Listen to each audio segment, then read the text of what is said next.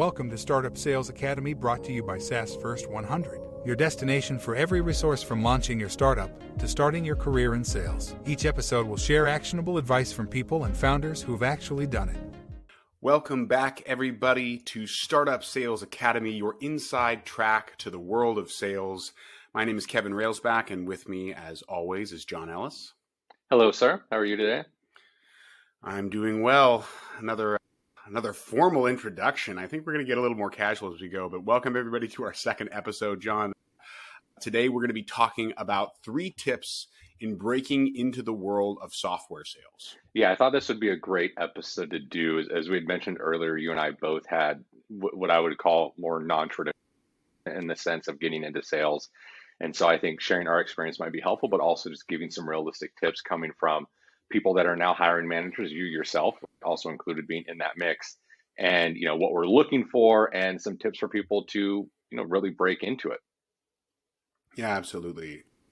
I think this is one of those things that it is such an attractive market, as you said in the last episode, and I ended up stealing this and sharing it with a couple people on my team last week. As you always do. Path. Damn you. Hey, at least I credit you. I do credit you at least 50% of the time, 10% of the time. What Steve Jobs said? Good people come up with their own ideas. Great people steal them from other people. So you are a great person indeed, sir.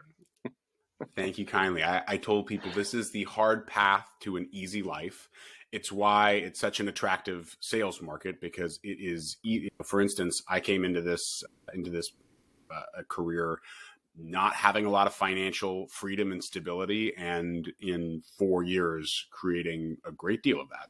John, why don't you start and just tell us a little bit about how you came to the world of SaaS software sales? Yeah, I think before I get in there too, I think just even getting into B2B sales, business to business, I think even just going down that road, because I got into that first.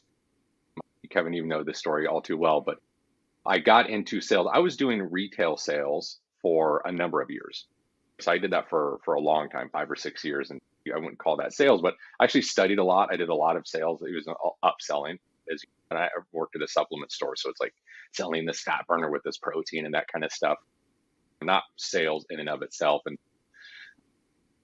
as I was starting to grow professionally, I was doing insurance and annuity sales. I did not really enjoy that at all. I just did not like the environment, and so I really wanted to get into B2B sales. And so my first entry into B2B sales was actually doing office supply sales. Yes, just clips, just like the show. Yeah, it's just like that. And so I found this company out in Oakland. They're a regional office supply dealer out in Oakland. What was really great about them is that they actually donated like half of their profit to local nonprofits every year. So they were a for-profit company, but they were actually donating a pretty significant, I believe 50% of their profit every year back to local nonprofits. So I thought, that was pretty cool. And I could get behind that and still feel like I'm doing something good and get into B2B sales. And so I applied, as you traditionally do online, submit your resume, but I was like, I really wanted to stand out and I really wanted to get this job and really wanted to do it. My oldest daughter, Taya, was, I think 3 or 4 months at the time, maybe 6 months, I think something like that. So she was still very new, and doing annuity sales, it was commission only. And so as you talk about, most people just don't know what that's like, doing a commission only job, but this was not only commission only, it was commission only and you got paid once a month. And so if you had a bad month, you're right in another month before you get any money. And I remember there was one month I had a bad month, as people do, and I got a paycheck for like $300 for the month with a newborn.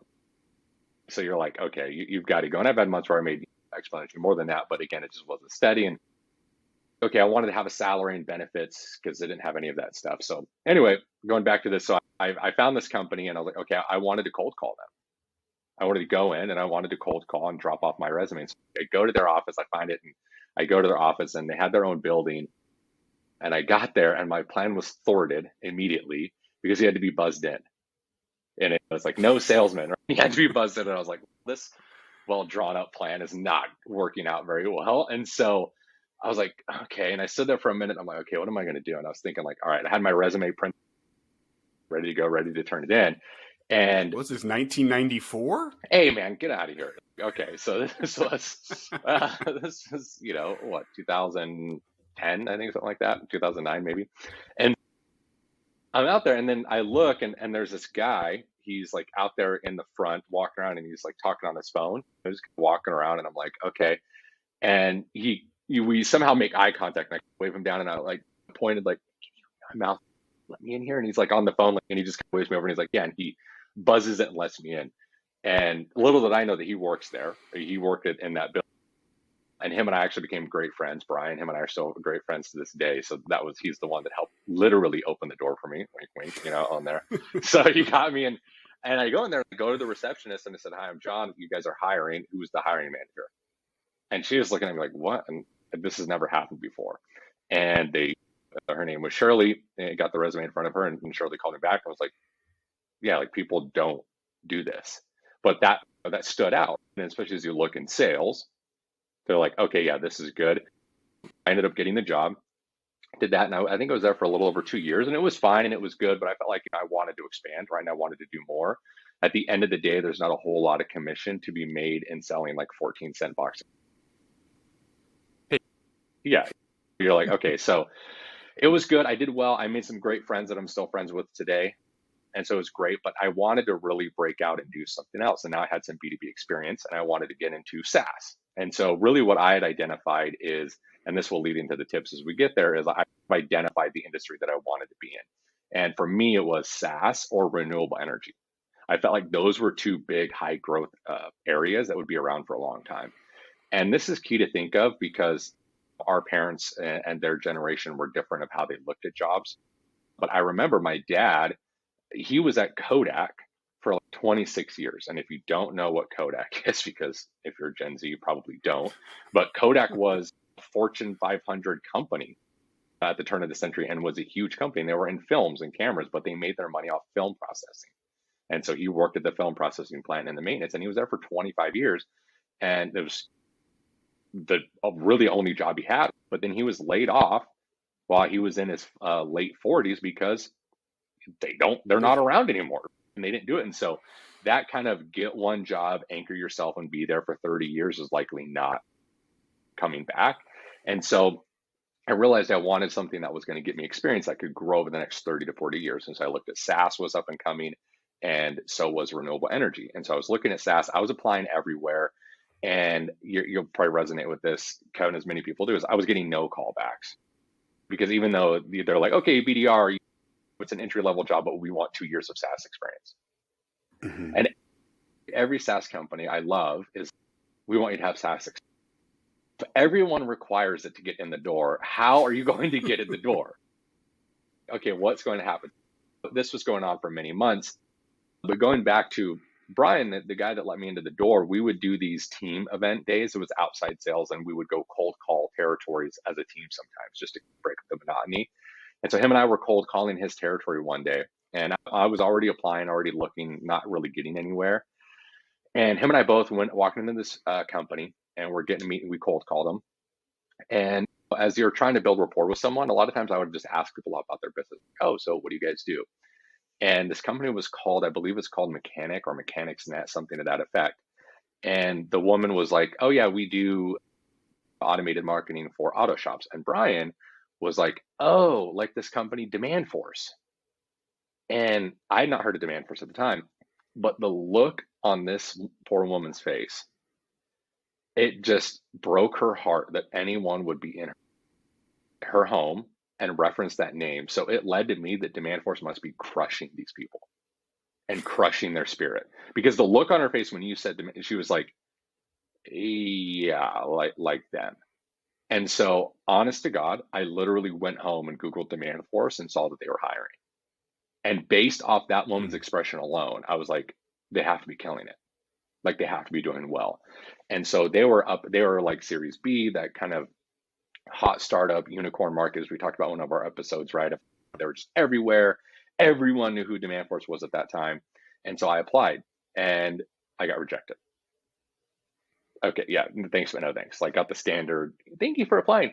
Please keep applying and we'll keep telling you no. I just, okay. But I knew for my background in supplement sales, really what I thought, honestly, when I thought about it is, if I was running that supplement store and there was a tool that I could buy that would email you 28 days after you bought a thing of protein, to remind you to come back to us to buy protein, maybe even offer you a discount. I'm like, oh, I'd pay for that every day. Yeah. To me, it was that simple. It was like very transferable. Like, that's great. I could do that all day. So I thought like, this is a home run. I have to get in here. So got rejected, got the standard thing, and I applied again. Then I get called back, and I'm applying for an account executive because I've got two and a half years of closing experience. They called me back and said, hey, you won't qualify for an AE. You don't have, get this, SaaS experience. So this just in, breaking news, no SaaS experience. So, okay, you can't do it. And they're like, but you could be a BDR. And I said, okay, fine. So I was willing to take a step back and to say, okay, yeah. I knew that this was it, and I knew I could make this work. So I was like, okay, fine. So she's like, okay, great. Come to this hiring party. And I don't know if they still do this, not with COVID, I imagine, but back then. Yeah, I was going to say. Yeah. Let's all hang out and eat food and touch hands. Yeah, this was what they call a super spreader event for sure. So they were like, okay, come to this party, and it's a hiring party. And I'm like, yeah, sure, okay. And keep in mind, not the snappiest dresser. I don't know if I'd be accused of being very stylish, but I was like so out of place. I was wearing like khakis with a button down tucked in and loafers because I'm like, I'm doing office supply sales. I dress like the guys on The Office. That's what you did. As I show up there, and I think we were on the 10th or 11th floor of the building at the time, I forget. But as you're approaching about the 8th floor, you start to hear rumblings of and the door opens, and it's like this rave. And I'm like, what in the is going on here? This is insane. And there's 150 people at least, like in this, and music blaring, and I was just like, this is insane. Like, this is insane. And so I'm sitting there like trying to work. I got like my manila folder with like copies of my resume, like going through there. So, okay, get through there. And I'm like trying to get there. There's so many people there. I never even got an interview. Didn't even make the cut to get an interview. And the recruiter said that she's like, hey, we're going to shut it down. We've met our time. If you didn't get an interview, come get my card and I'll make sure you get one. So I grab her card, email her that same night, like, hey, I'm still very excited. I would love to meet. Would love to get in there. Okay. Don't hear back from her. I call, don't hear back. Emailed again, don't hear back. And so about a month goes by and I never heard anything. And then another recruiter reaches out to me and said, hey, do you want to come interview for an AE? And I was like, yeah. And I thought they made a mistake, honestly, because I've gone through the system twice and said I wasn't eligible for an AE. But she said, and I'm like, wait, do you mean an AE or BDR? She's like, no, an AE. So I conveniently didn't reference that had already been said. Yeah. I left that part of the story out to her. My SaaS experience has been being rejected by you many times. And so I have a lot of experience at this point. Yeah. So I was like, okay. And so I go in, I do the interview. And you had to put a PowerPoint presentation together. I put in there. I was asking for feedback. I kept emailing them like, hey, can I get some feedback? Radio silence, not getting anywhere. But go in there, do the presentation, and okay, when should I hear back? She's like, 1 or 2 days, you'll hear back. 2 or 3 days go by and I don't hear anything. So I call, no answer. Another day or two goes by, so I email, no answer. Another day goes by, I call, no answer. So then about a week after I'd done the interview, because they said I would hear back in about 2 or 3 days. So a week goes by. I did, what is it? *69, or how do you block your number? That's the automatic callback. That's the callback. All right, whatever it is. You are living in 1998. Yeah. So I did the rotary phone. Yeah, I was like, okay. So I grabbed my pager. And so, anyway, whatever it is. So comment on this, whoever's listening to this, and give me the answer, because I don't know what this is. So anyway, yeah, it is. Okay, so I blocked the number, and guess what? She answers. And it reminded me of my adolescent years of calling the girl out on the date that politely doesn't want to tell you no. She's like, oh, hey, John. I'm like, hey, how's it going? Hey, so Hi. I'm following up, like just looking to see what's going on here. And she's like, yeah, so it's not a no, but they're going to look at other candidates. And I was like, okay, any feedback? Like, what's going on? And I'm not making this up, Kevin. She's like, they felt like the presentation was like really short. And why I mentioned that is because I kept asking them for feedback, and the only feedback they gave me was keep it short. That was the only guidance they gave me for the interview. And so to hear feedback of like, oh, it was too short, I was like incredibly frustrated and angry of like, okay, well, you told me to keep it short. And so she was like, yeah, it's not a no. So I was like, okay. So then I emailed the guys that interviewed me, the hiring managers. I still have this email to this day. I saved it, and I politely told them how big of a mistake they're making. And I told them that if they hired me, they would never regret bringing me on board because I'll work every day, like to make sure they don't ever regret the decision. So day goes by, and then they call me back for another interview. Okay, come back and interview again. So if you're keeping score at home, this is like 3 times. This is all at the same company, mind you. And went in there and I did the same presentation because I was like, at this point, I was like, I'm not changing who I am. I'm just going to do it again. And if they don't want it at this point, then I'm moving on. And so I went in there and did the same presentation. And then they finally extended me an offer. And at that company, and as everyone knows, like I ultimately joined Demand Force and went through there and again, was there for about 5 years and kind of grew up in the SaaS world and saw everything you can imagine. But that was my entry into not only B2B sales, but also just in SaaS and how to get in there.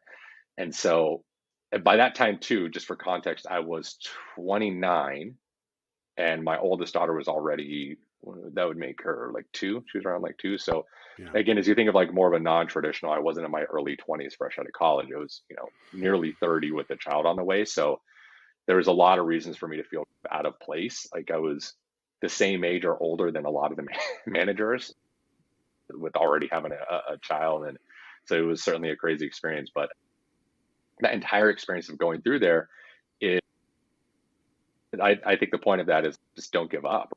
If you feel like you're passionate about it, and I just like that, and again, we'll get into this as we lay out the tips, but that was why like what they were doing really jumped out at me. I felt like I could evangelize this all day, every day. And I think you're going to lead into your background and how you got into it too, but why you chose Luma. But that really jumped out at me. I can really do this and I can get in there. And then to the benefit is, I did big chip on my shoulder by the time I got in there. Not only is it non-traditional path of like I'm older and a little bit, further along in my life, if you will, but also just like, well, you told me no. So I was already going to come in and work my ass off, but I'm going to come in a lot harder now because I want to know who said no and I want to rub their nose in it. And that really motivated me, especially for the first several years of my career. Yeah, I think, and as one caveat to both of our non-traditional entries, if you are in your early 20s, you should still have that same kind of hunger that John's describing to come in and prove yourself, because that's really the only way that you'll end up being the difference that makes the difference. So someone says, hey, you started as a BDR and I want to hire you as an AE. Well, and that too is when we talked, you had mentioned earlier, it can change your financial freedom, your livelihood into a career like this. And when I get those, and so to be clear, I don't have like a bias against hiring those early career like BDRs. Like I certainly don't. I bring a lot of them in, but I always tell them, I'm like, you should take this advantage and run with it like a full head of steam. Because if you look at what I've done and you're like, hey, that looks cool, I want to do that. You have 8 years head start than I did. Like you could be so much further along at my age than I am because you have an early mover advantage. So don't slack off and think, oh, I could bounce around for a couple of years and then I'll get my footing. Take that, have that, to your point, have that same chip on your shoulder and really go after it too and take advantage of that opportunity. Don't waste it. Yeah, absolutely. I remember actually after, as I mentioned in the first episode, John gave me my first job as an SDR or BDR at Luma Health. And this was when I was 30. And a couple months afterwards, he said, well, I gave it to you because you have a chip on your shoulder. And I was like, oh, I don't have a chip. I'll show you. So I think he was right. I actually, so my kind of non-traditional background story, and I'll tell it as quick as I can so we can get to these tips. But my career goal coming out of high school was to be a professional actor. So I went to UCLA's School of Theater, Film, and Television. I was one of the top theater schools in the country, and I did great, and I got out into the film and television world in Los Angeles. And that's not an easy place to get a job. Talk about getting told no because you don't have experience. There's this cycle of, you haven't had a job in film and television before, so we're not going to give you a job. And the reason we're not going to give you a job is because you haven't gotten on before, and then you can't get your first job. So part of, I think, eventually my success in sales is you need to be prepared to be told no at almost every first door through however many doors it takes for somebody to say, yes, you will get your first sale, you will get your first job, but it's about knocking on the door enough times. And I actually did, fairly well in the film and television world, but there was a certain point at which I had gotten just close enough to like having that career trajectory that by the age of 30, I really just didn't see myself being able to buy a house and raise a family. And I didn't want to be like the guys that I was bartending next to who were 45 waiting for their next audition. I want to embarrass you for just a moment before you go on there, Kevin, because you did it for about a decade, right? You said you were going away and working at that approximately. About 8-9 years. Yeah. But it still resonates to this day because you still get noticed, you still get fans. And one of his biggest fans is my middle daughter, Maya. Hi, Maya. She loves, and she was into it for a while now. She's watched every episode, I think 3 or 4 times. Is it Henry Danger? Henry Danger. But that's one and the same. Yeah. So Kevin has a spot, on that, on at least one or a handful of the episodes there. And she watches that show, and we went to that because it's on Netflix. So I want everyone to go on to Netflix. You'll see Kevin. I'm going to embarrass him, but it's great. He's on there, but she loves it. And she was like, Dad, she pauses it. She sees Kevin, and she's like, didn't I blast this guy in the face with a Nerf gun before? And I was like, yes, honey, that's Kevin. Actually, she didn't say that. She didn't remember it at all. I reminded her, but I'm like, you shot him in the face with the Nerf gun as he was in the office, and they would come around. For a little context, we used to have Nerf gun wars because you're a tech software company. Course, and, we like to have a lot of fun here in the office. Again, before we have great COVID. Culture. But yeah, so at about the age of 30, I decided that I wanted to make a shift. I loved acting. I still do. It's a great thing to do. It's just really hard to get a job. It's hard to close the deal. And as I moved into what is this next phase of my life going to be, a lot of people were suggesting that I get into sales. The skill set is fairly transferable. At the end of the day, it's storytelling. Can you tell a good story? And a thick skin. And can you tell a story and guide people towards making a decision?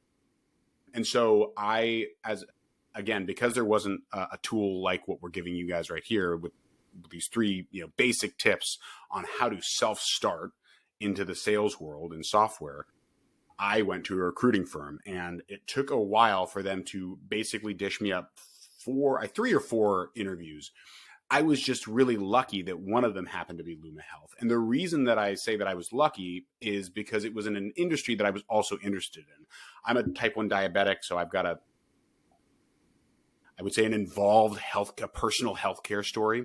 So when I saw that of these 4 companies, and the other 3 were like cloud, software, security, and a bunch of things that I was like, I guess I could sell that, but I had no interest. I saw this company, and I was like, that's the one. That's the one. And I went to these other 3 interviews, and I did my absolute best, and I prepared, and I did everything that I was supposed to do. But for the one for Luma Health, where I eventually, met John at the final round, every time I went in there, I was telling the story of why I cared about the company, and I would share something personal, which is, of course I can sell this. Of course I can set meetings. I'm going to, like everyone says in an interview, I'm going to be great at the job. But I also said, hey, also I'm a type 1 diabetic. This stuff matters to me. Like when I get on the phone, like this is going to matter to me, because if someone was doing better patient communications for me through my complicated healthcare journey, it would make a material impact on my life. And I think to this day, that's the reason why I got that job. That's the reason why I'm successful in my sales careers, particularly here. And a lot of it has to do with I'm selling something I care about. I could sell widgets.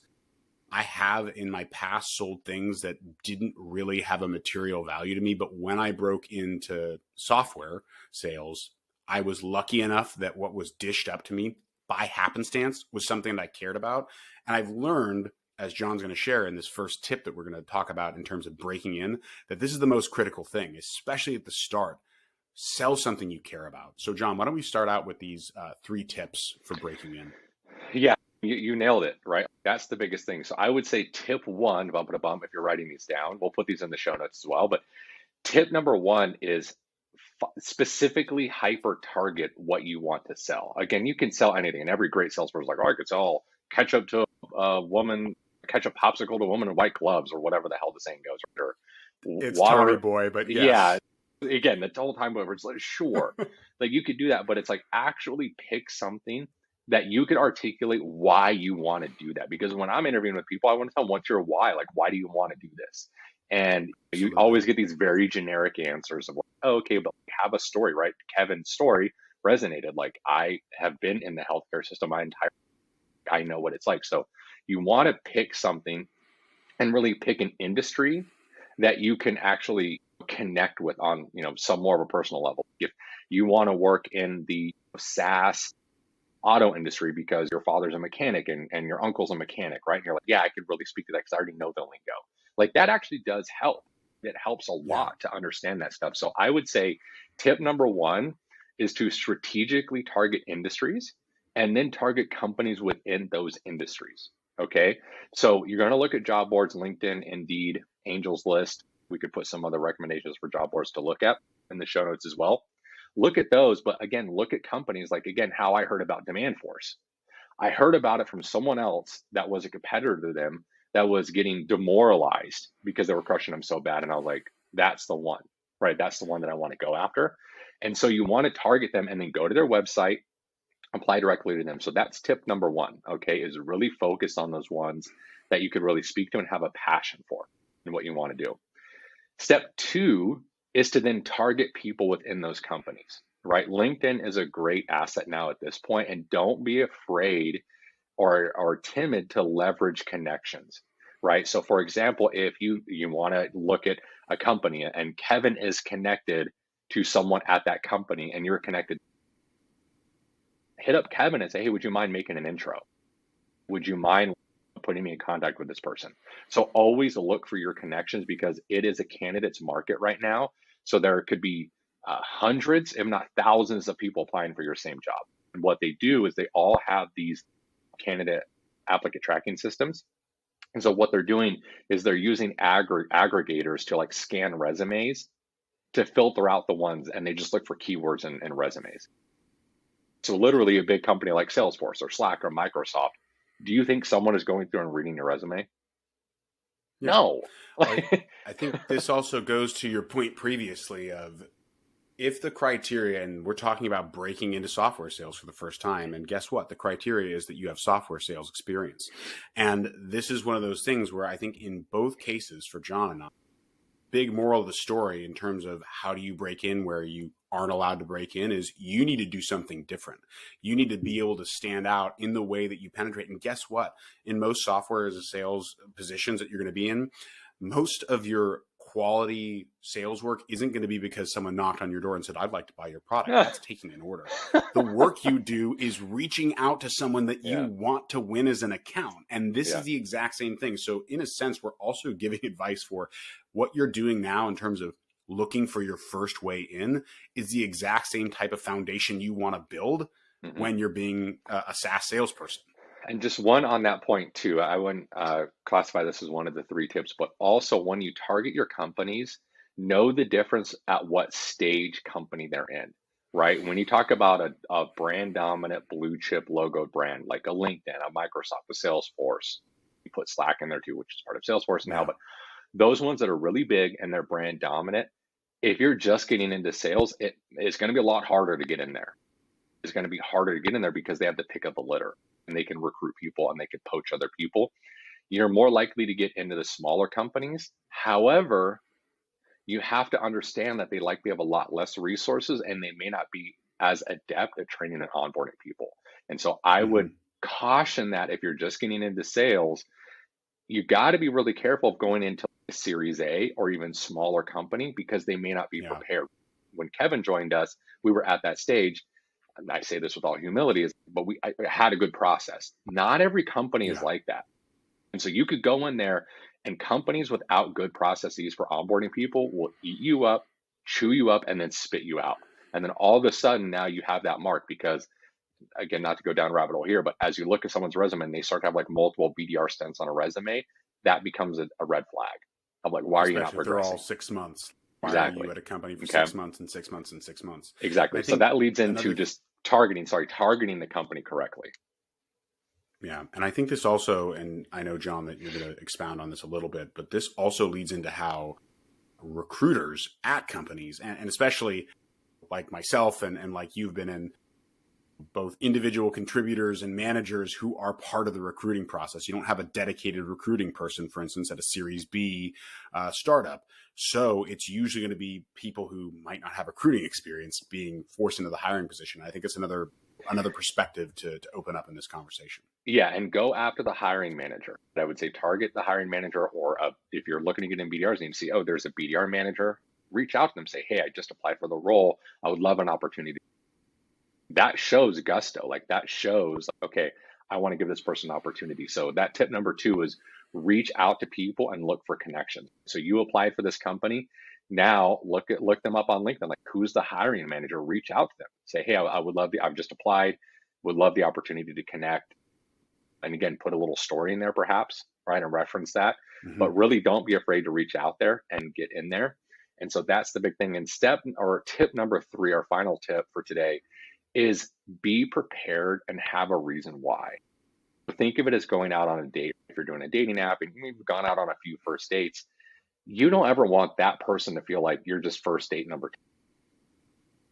And you're just like checking a box and you're going through the motions. Be prepared, have a story, look up the company a little bit, look up the person that you're interviewing with. Oh, hey, Kevin, I saw that you went to USC. Like, I grew up in Southern California. Like, or hey, I went there too, or I went to UCLA, or hey, go whatever. But something where, because a lot of times that first phone screen for me with the candidate is, I call it the crazy test. Is I'm not like that has a very low DQ rate, and this just in it. If you don't get past the first phone screen with me, that was pretty bad. Like, because it's I just look at it to be like, can you hold a conversation? Is it pulling teeth to get you to hold a conversation? Are you naturally charismatic? Can you naturally carry a conversation? Then we'll meet in person and we'll dig into the meat of it. So you want to know, like on that first one, like, can you build an organic like chemistry and rapport with someone? That's the big thing, is do your research and be prepared. Be early. Don't ever be late. I will never hire someone that is even a minute late. If you're doing a virtual interview, check your microphone, check your video, check it that it works before they're like, don't dial into the meeting 5 minutes late and be like, oh my God, I was having technical difficulties. Yep. You've already lost your opportunity. Like, you have to take advantage of those opportunities. So tip number 3 is be prepared, like, for that meeting. And this is also, again, where what we're talking about for how do you break in is building the foundation for how you should be as a salesperson in this market, period. Because unfortunately, if you join this career path, there are a million other people just like you also vying for the opportunity to work here, the opportunity for this business. And people who come into an interview with me and I say, so what's your why? Why are you doing this? I just want to build my career. It's, of course you do. That's table stakes.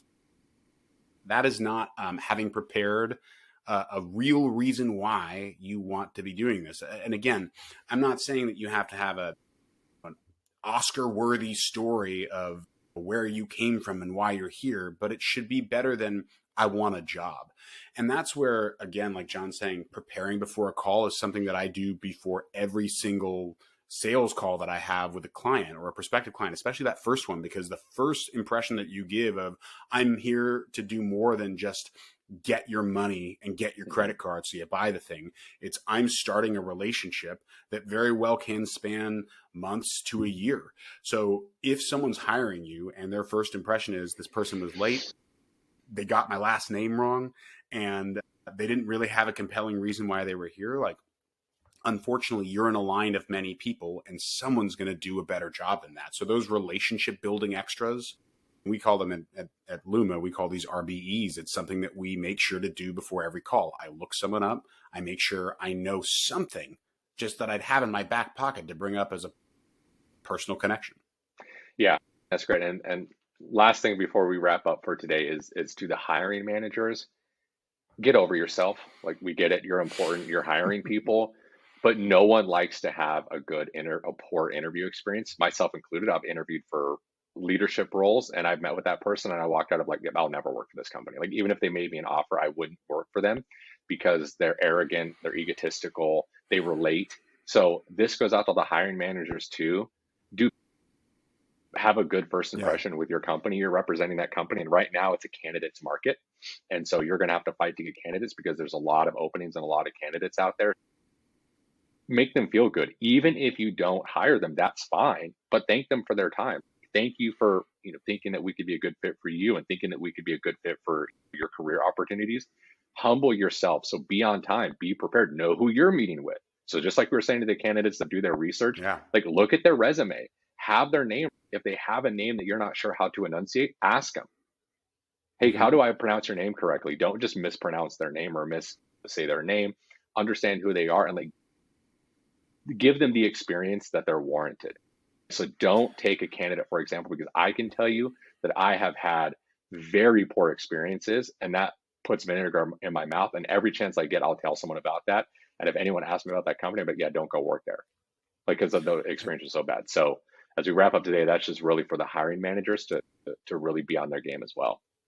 Yeah, I think for all of us, my parting words would be, and I'm again stealing this from our VP of Revenue at Luma, who also stole it from John McMahon, great sales leader. If you want to check out some of his books, but make your words, your actions, your brand, and then you compete on your brand. And that goes for the candidates, that goes for the hiring managers. At the end of the day, you're representing a brand. It's either yourself as a salesperson or the company that you're eventually going to be working for. And that's a really important perspective to have because what you say doesn't matter as much as what you do. And what you do then becomes your reputation ongoing. And that's really what we're competing on. Yeah. And people don't always remember you, but they remember how you made them feel. Absolutely. So just remember that. We hope that this was helpful and made you feel like you had a couple extra tools. As always, if you liked what you heard today, please like, subscribe, comment. You can also email us at SaaS. Oh, and I completely forgot. This is one of those second episode things. I'm forgetting what our email address is, John. You could email us. We'd love to get any questions, comments. If you have some ideas for future episodes, you could email us at podcast@saasfirst100.com. We'd love to get feedback from you guys. And yeah, we'll read some emails on air here. Yeah, absolutely. This is one of those things. Talk about not being prepared. Please, can I have a second interview? And we'll have another co-host on future episodes. Thank you. Oh, God. Thanks, everyone. We appreciate you listening. Thanks, guys. We'll see you next time. Thank you for listening to this episode of Startup Sales Academy with host Kevin Railsback and John Ellis. Please subscribe, like, comment, and share. This podcast is brought to you by SaaS First 100, helping SaaS founders build and scale their outbound sales strategy. Please visit SaaSFirst100.com for more information on our services and additional resources to help scale your business.